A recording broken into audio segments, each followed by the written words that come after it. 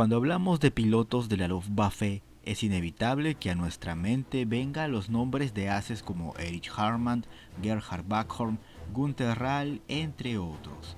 Las cifras alcanzadas por estos hombres son sencillamente espectaculares y por ese motivo han opacado a otros ases con un número bastante amplio de derribos. Ya en su momento dedicaremos un video especial a los pilotos de la Luftwaffe que llegaron a superar los 200 y 300 derribos.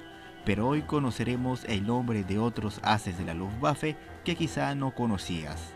Antes de continuar, te invito a suscribirte al canal si aún no lo haces y seguirme en mis otras redes sociales como Facebook e Instagram para hacer crecer más esta comunidad de historia. Dicho todo esto, comencemos. De origen austriaco, Hartmann Grasser se unió a la Luftwaffe en 1936. Cuando estalló la Segunda Guerra Mundial tenía el rango de teniente y fue asignado al grupo de caza suplementario 152. Su primera victoria ocurriría el 24 de septiembre de 1939, cuando derribó un caza francés. Durante la campaña francesa obtuvo otros 2 derribos y durante su participación en la Batalla de Inglaterra logró elevar su cifra a los 6 aviones derribados. Grasser participaría también en la Operación Barbarroja y entre junio y julio de 1941 elevaría el número de derribos a 20. En agosto de 1941 fue nombrado jefe de escuadrón. El 14 de diciembre obtuvo los 40 derribos y fue condecorado con la Cruz de Hierro de primera clase. En enero de 1942, después de obtener 5 victorias en un solo día, Hartmann Grasser fue derribado. Logró escapar con vida y volver a territorio amigo, pero pasó más de 6 meses hospitalizado. En junio de 1942 volvió al frente y llegó a los 50 derribos, siendo merecedor de la Cruz de Caballero. Para fines de agosto de ese mismo año, alcanzó la cifra de 80 aviones derribados. En el frente oriental llegaría a las 91 victorias, cuando en noviembre de 1942 es enviado al norte de África. En los cielos de Túnez, Grasser derribaría otros 12 aviones, alcanzando la cifra de 103 derribos y obteniendo las hojas de roble para su Cruz de Caballero. El 31 de agosto de 1943 es nombrado comandante de grupo de caza y se le asigna tareas para la organización de la defensa de los cielos de Alemania. El resto del conflicto seguiría cumpliendo estas funciones hasta que, terminada la guerra, las autoridades aliadas lo entregan a los soviéticos y pasaría encarcelado hasta 1949. Finalmente falleció en Colonia en 1986 a la edad de 72 años.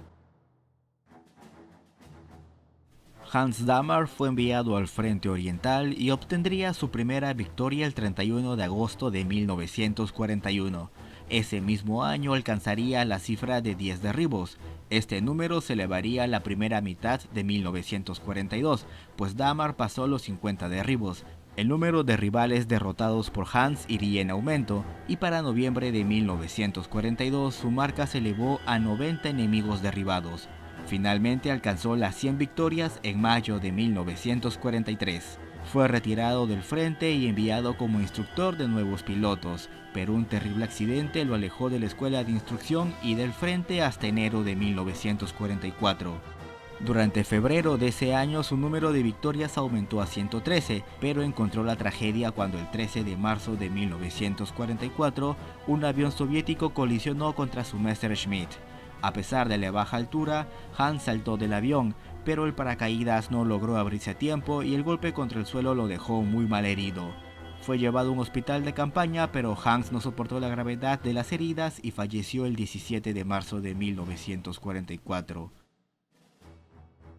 De origen austriaco, Friedrich Obliser se une a la Luftwaffe en 1941 a la edad de 18 años. Una vez terminado su entrenamiento como piloto de combate, es enviado a finales de 1942 al frente oriental. La carrera de Obliser tuvo un comienzo bastante bueno, pues logró su primer derribo en marzo de 1943. En poco más de 2 meses ya había alcanzado la cifra de 20 derribos. El 28 de mayo su avión es alcanzado por el fuego antiaéreo soviético y debe realizar un aterrizaje de emergencia, donde resulta gravemente herido y es hospitalizado. En julio de 1943 regresa al frente al mando de una escuadrilla de cazas. Para septiembre de ese año ya había superado las 50 victorias. En diciembre de 1943 llegó a los 80 derribos, siendo marzo de 1944, Friedrich ya había derribado 90 aviones y fue condecorado con la Cruz de Caballero de la Cruz de Hierro. 4 meses después superaba las 100 victorias. En octubre de 1944, Friedrich Oblicer alcanzó los 120 derribos. Resultó gravemente herido en diciembre y no volvió al frente en lo que restaba del conflicto. En la posguerra, sirvió en la nueva Fuerza Aérea Alemana, donde ocupó el rango de comandante. Finalmente falleció el 5 de junio del 2004 a la edad de 81 años. Heinz Wolfgang es uno de los mejores pilotos que pudo tener la Luftwaffe, pero extrañamente quedó opacado por el nombre de otros ases. ¿Por qué le dedico una presentación especial a este piloto? Heinz es considerado el mayor as de caza nocturno de la historia, y eso ya tiene mucho mérito. En 1939, a la edad de 17 años, ingresó a la Luftwaffe y fue asignado a la Escuela de Combate Nocturno, de la cual salió con el rango de teniente. En junio de 1942 obtuvo su primer derribo, un bombardero británico Halifax. Ese mismo año terminaría con 7 derribos para su marca y condecorado con la Cruz de Hierro de primera clase. El año de 1943 incrementaría su cifra a 42 derribos confirmados y obtendría la Cruz de Caballero de la Cruz de Hierro. Sus víctimas eran los bombarderos británicos como los Halifax, Lancaster y Stirling. El año de 1944 sería el mejor para Heinz en cuanto a derribos. En mayo ya había superado las 65 victorias y apenas un mes después alcanzaba los 85 bombarderos derribados. El 24 de junio, el propio Führer le entregó las hojas de roble para su Cruz de Caballero. La noche del 10 de septiembre de 1944 derribó otros 2 bombarderos más y alcanzó la cifra de 100 victorias. Por esta hazaña, el 16 de octubre se le concedió los diamantes para su Cruz de Caballero, siendo el 21º soldado alemán en obtenerlas. A mediados de diciembre de 1944 logra su victoria número 106 y recibe el ascenso a mayor. El 21 de febrero de 1945 logra derribar 7 bombarderos británicos en una sola noche y el 8 de marzo alcanza los 121 derribos. Poco tiempo después, Heinz y su tripulación serían capturados por fuerzas británicas. Fue liberado en septiembre de 1945 y se le ofreció un puesto como piloto en una aerolínea comercial. Se negó y prefirió manejar el negocio familiar de vinos. La vida puede ser bastante irónica, pues a pesar de haber sobrevivido a las exigencias del combate aéreo nocturno, Heinz murió en 1950 a la edad de 27 años. Su auto deportivo se estrelló contra un camión cargado de cilindros de gas. Uno de estos golpeó su cabeza matándolo de inmediato. La cola de su avión, que muestra sus 121 derribos, se encuentra en el Museo Imperial de Guerra de Londres. A la edad de 20 años, Dietrich Hrabak decide ingresar a la Marina alemana, pero en 1935 sería enviado a la Luftwaffe para formarse como piloto. En un comienzo no demostró muchos dotes, llegó a destrozar varios aviones de instrucción en accidentes que casi le cuestan la vida.